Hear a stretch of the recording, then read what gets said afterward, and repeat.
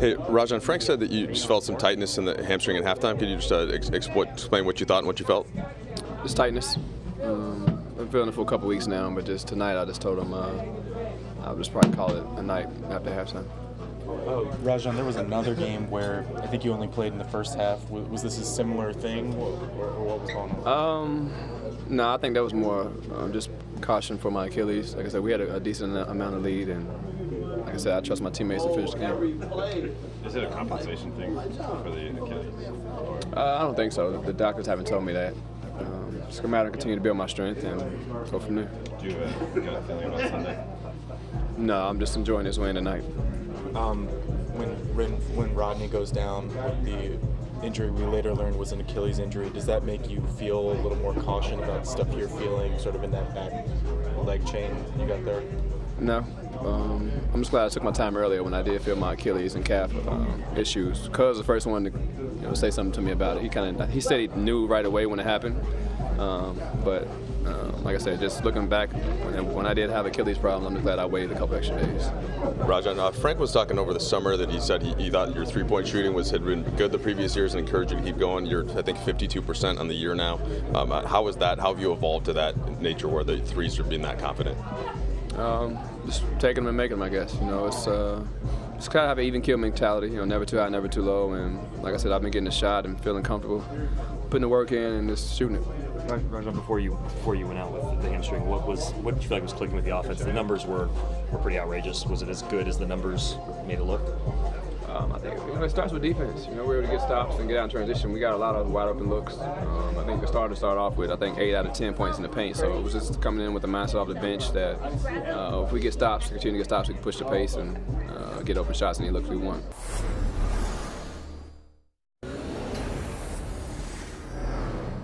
Hey, Frank, so these 3 wins have come by at 50-plus points in what was thought to be one of the tougher road trips of the season. I know you're more of a game-to-game coach, but what do you feel about the trip and the position that puts you in? I'm just impressed with our guys' level of energy and focus, and to play on the road the way we played has been just impressive to me. Guys are locked in. We didn't have shoot around where the rest preparation or work balance is always a tricky one. And with 3 games in 4 nights, we didn't have a shoot around, and asked our guys to really lock in on a film session, to have the game plan in place just mentally off of film. And the Denver game we did that, this game we did that, and the guys performed at a high level. So I couldn't be more happy with what we're doing on the road. LeBron and AD seem to have such a strong connection. Do you think that filters down to the rest of the team and helps the whole team cohesion? Absolutely. Those guys set the tone in a lot of ways, but their cohesiveness together with the 2 of them is a big part of the overall team's chemistry, right? And the positive energy and the togetherness we're trying to build. Again, we have a new group. We're still trying to learn each other.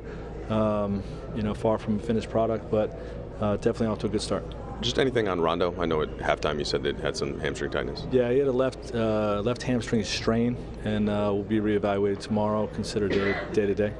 What have you made of his play the last couple of weeks? He's been exceptional. He's I don't know, just given us a great boost. The reason I think that we went from playing a lot of close games to really separating ourselves in a lot of these games is because of his play off the bench. And just him and LeBron playing together this year far better than they did last year, is a really positive sign for our team. You mentioned the energy. What did Anthony Davis's energy do for you tonight? 15 points in the first quarter to allow you guys to get a momentum going. He's just a beast. It's not just his energy; it's his production. Just getting it done on both ends of the floor. Dominating defensively with strips and blocks and containment and defensive rebounding and rim protection, all those things, and then being able to play through the post, shooting threes, rolling to the basket, handling on the break.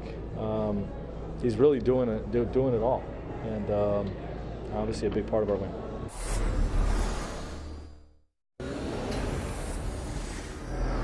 Yeah, 11 in a row on the road, 11-0 away from Staples Center. Their only loss coming on opening night, that was at Staples Center. They were the road team to the Clippers. I want to talk about AD first in his dominant performance. Through 3 quarters, guys, he had 39 points. That's where he finished. But he also had 9 boards. He had 3 blocks. He had 2 steals. And Fish doing it on both ends of the floor. You're talking about Rudy Gobert, Jokic, Whiteside getting switched out onto guards, McCollum, Murray throughout this road trip, showing that he is 100% right now the best defensive player in the league. But offensively, he's unstoppable, and he's feeling it from all over the floor. Yeah, I mean, he just looks really comfortable.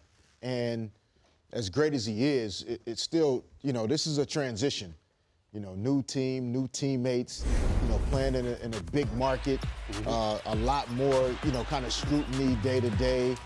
And it all feels really easy and fluid for AD. I think what James mentioned earlier about the time spent in the offseason, you know, where they really were able to have some conversations and start to build some chemistry and camaraderie before the season started. I do believe that's playing, you know, a factor. But the one thing that just keeps coming to mind for me is these guys seem to just have a common shared vision of what kind of team they want to be. And everybody is holding themselves to that standard, and that's what's allowing them even early in this season to really play at a high level. Yeah, it's a great point, Fish. And we talked a lot about the defense in these first 2 games on this trip. When you hold Denver to 96 in Denver, you hold Utah to 96 in Utah. Those are special things this team is doing. Tonight was all about the offense. And by the way, on this 3-game trip, the Lakers averaged 121 points. So, you know, this is scary for the rest of the NBA when you have a team that can do these things defensively and then crank it up on the offensive end. And by the way, this 11-game road streak, longest for the Lakers since 1971-72. So pretty impressive stuff right now. Yeah, really amazing. And when you think about LeBron and AD, and, you know, when you're out on the road and you're playing a really good team, and we talked about at halftime, they're playing these incredible first halves. Okay, you know, Portland's going to come out throwing haymakers in that 3rd quarter. Well, LeBron and AD, they end that. LeBron goes for what?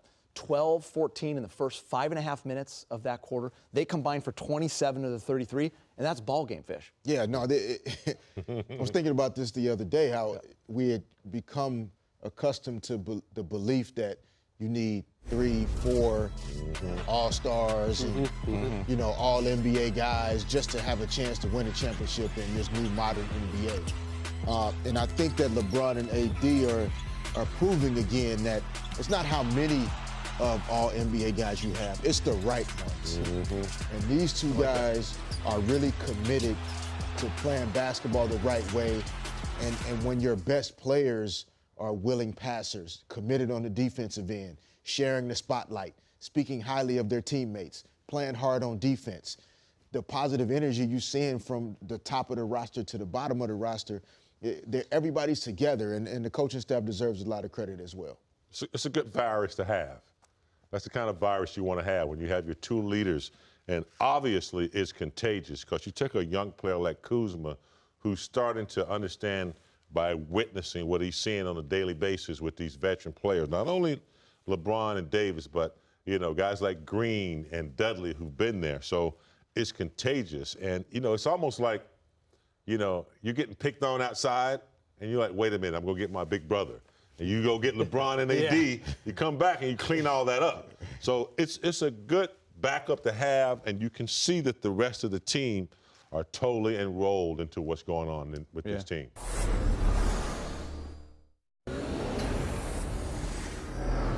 All right, LeBron, I want to get to the little shout out to Cruz there. I want to get to the dominant road trip in a second, but first, wasn't guaranteed you were going to see Melo again on the court. I know it's all about brotherhood and off the court, but just what was it like having that moment with him tonight? I mean, we got so much history. I mean, it's been my brother for a long time, since like 2001, and just to see, you know, him get another opportunity at what he loves to do. Much respect to the Portland Trailblazers, and you know, the utmost respect to him by just staying ready and staying professional, and he's just making the most of his opportunity. All right, now at Denver, at Utah, at Portland, that's 3 of the tougher buildings to play in on one trip. LeBron, what does that just give you guys moving forward to build on the momentum you started the season with? I mean, we don't know what it gives us moving forward, but we know what it gives us right now. And it's great to lock in on the trip and be able to take care of business. win, lose, or draw, we wanted to play Laker basketball on this road trip, and we was able to exceed that, and play well in 3 of the, like you said, tougher buildings in this league. So it's a good road trip for us. What's been the key to the cohesion that seems to have come so fast with you and AD and then just spreading out to the team at large? It's just the respect and understanding between the 2 of us. And we hold each other, accountable every game. And, when it starts with us, it trickles down to everybody else on the team. So we all buy in. Once our teammates see, how we sacrifice for the team, how much we buy into what Coach Vogel and the coaching staff want to do, and how much we hold each other accountable, everything else trickles down to the rest of the guys. Thanks, LeBron. I appreciate it. All right, guys, LeBron James.